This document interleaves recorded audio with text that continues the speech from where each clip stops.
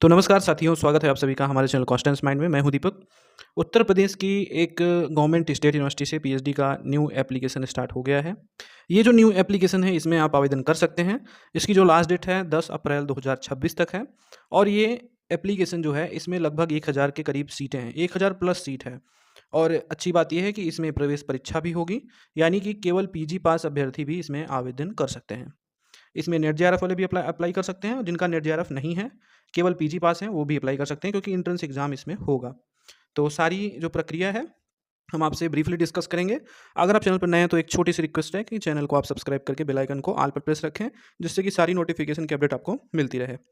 इसके साथ ही यदि आप पीएचडी एडमिशन के लिए रिसर्च प्रपोज़ल या कोई भी राइटिंग सर्विसेज़ लेना चाहते हैं, कुछ भी आपको अगर राइट करवाना है जैसे कि रिसर्च पेपर या सिनॉप्सिस या थीसिस चैप्टर, जो भी हमारे वर्क सैंपल्स हैं, वो हमारी वेबसाइट पर constancemind.com पे जब आप रिसर्च राइटिंग सर्विसेज के पेज पे आएँगे, तो यहाँ पर देखने को मिल जाएगा। यहाँ से आप देख सकते हैं और अगर आपको वर्क कराना है, तो आप हमें व्हाट्सएप नंबर पर कॉन्टैक्ट कर सकते हैं और इन सब राइटिंग सर्विसेज के लिए आप हमें व्हाट्सएप पर कॉन्टैक्ट कर सकते हैं। और अगर आपको कुछ पूछना है, कोई क्वेरी है, तो आप उसके लिए भी हमें कॉल कर सकते हैं, नंबर और ईमेल भी कर सकते हैं आप हमें। तो इन सब चीज़ों के लिए आप हमें कॉन्टैक्ट कीजिएगा। तो दोस्तों जो एप्लीकेशन आया हुआ है वो है डॉक्टर भीमराव अंबेडकर यूनिवर्सिटी आगरा से। ये पीएचडी एडमिशन सेशन 2026 का है। जो इम्पोर्टेंट डेट्स हैं वो आप देख सकते हैं। 12 मार्च से एप्लीकेशन ओपन हुआ है और जो लास्ट डेट है वो 10 अप्रैल 2026 है। हार्ड कॉपी भी आपको सबमिट करना है 10 अप्रैल 2026 तक और हो सकता है आगे डेट बढ़े, अगर बढ़ेगी तो आपको अपडेट किया जाएगा।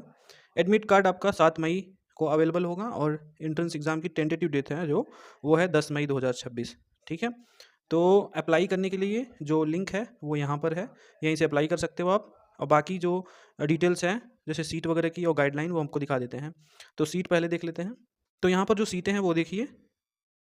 सीटों में जैसे कि agriculture, chemistry and soil science की 5 सीट हैं, इकोनॉमिक्स एग्रीकल्चर की 20, एग्रीकल्चर इंजीनियरिंग में 4, एक्सटेंशन में 15, एग्रोनॉमी में 9, एनिमल हस्बेंड्री डेयरी में 6, एंटोमोलॉजी में 5, हॉर्टिकल्चर में 21, प्लांट ब्रीडिंग एंड जेनेटिक्स में 8, प्लांट पैथोलॉजी में 8, बायोकेमिस्ट्री की 3 सीट, बायोटेक्नोलॉजी में 4, बॉटनी में 40 और केमिस्ट्री में 174।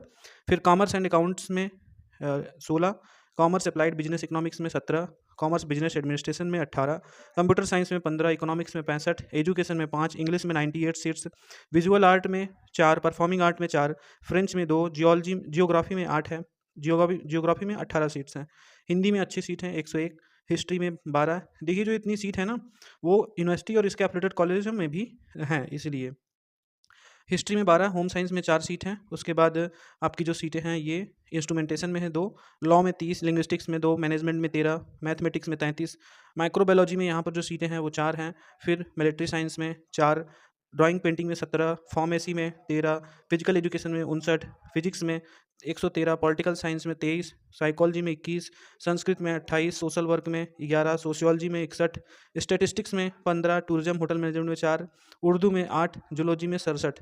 तो 48 सब्जेक्ट में कुल यहाँ पर जो टोटल सीटें हैं वो लगभग 1030 सीटें हैं। ठीक है।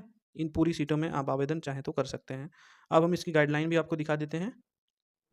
जो जनरल इन्फॉर्मेशन है वो यहाँ पर दिया गया है कि पीएचडी में जो एप्लीकेशन आया है ये फुल टाइम और पार्ट टाइम दोनों मोड के लिए है। आप दोनों मोड में आप चाहें तो आवेदन कर सकते हैं।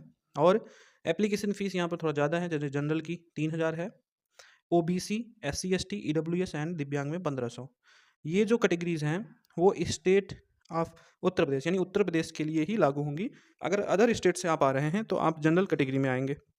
यहाँ पर यहाँ पर जो एंट्रेंस एग्ज़ाम होगा उसका सेंटर आगरा में होगा और रिजल्ट भी डिस्प्ले होगा तो वेबसाइट पे। यहाँ पर exempted category, for exam category students filling the application form is mandatory but appearing for the test is optional. ठीक है। तो एग्जाम कैटेगरी वाले जो है वो एग्ज़ाम नहीं देंगे लेकिन एप्लीकेशन उन्हें भी करना है। एलिजिबिलिटी क्या है कि मास्टर डिग्री में आपका कम से कम 55% मार्क्स होना चाहिए और अपीयरिंग कैंडिडेट्स भी अप्लाई कर सकते हैं। जैसे कि जो भी कैंडिडेट मास्टर डिग्री के फाइनल ईयर में है या फाइनल सेमेस्टर्स में है, उनका रिजल्ट आने वाला है, वो अप्लाई कर सकते हैं। ठीक है। जब आपका यहाँ पर एडमिशन कंप्लीट होगा तो आपको अपना तब तक मास्टर डिग्री क्वालिफाई कर लेना है। इसी तरह से आप अप्लाई करोगे। तो एडमिशन के लिए एक एंट्रेंस टेस्ट होगा एग्जाम कैटेगरी को छोड़कर, बाकी लोग ये एग्ज़ाम देंगे। ऑनलाइन एप्लीकेशन फॉर्म इनवाइट किया जा रहा है, इसमें आप एप्लीकेशन कीजिए और एंट्रेंस एग्ज़ाम दीजिए। एंट्रेंस एग्ज़ाम क्वालिफाई करेंगे तो फिर इंटरव्यू होगा। ठीक है।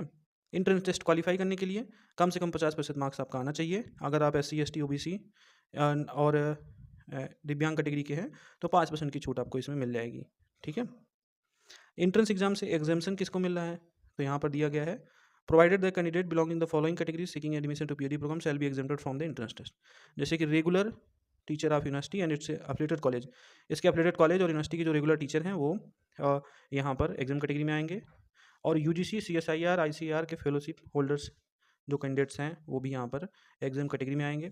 जो भी कैंडिडेट गेट स्कोर है जिनका 95 परसेंटाइल के एबव है या 95 परसेंटाइल है वो भी अप्लाई कर सकते हैं यहाँ पर। आर्मी में जो 15 ईयर का सर्विस किए हैं, नेवी एयरफोर्स, ये सब कैंडिडेट्स भी यहाँ पर अप्लाई कर सकते हैं एग्जाम कैटेगरी में। ठीक है।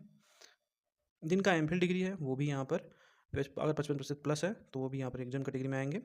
इंट्रेंस टेस्ट का पैटर्न क्या है, तो इंट्रेंस टेस्ट OMR बेस्ड होगा। 120 मिनट का 100 क्वेश्चन पूछे जाएंगे, इसमें नेगेटिव मार्किंग नहीं होगा। 30 क्वेश्चन रिसर्च मेथोलॉजी के एंड जनरल एप्टीट्यूड के एंड 70 क्वेश्चन सब्जेक्ट्स के होंगे। ठीक है।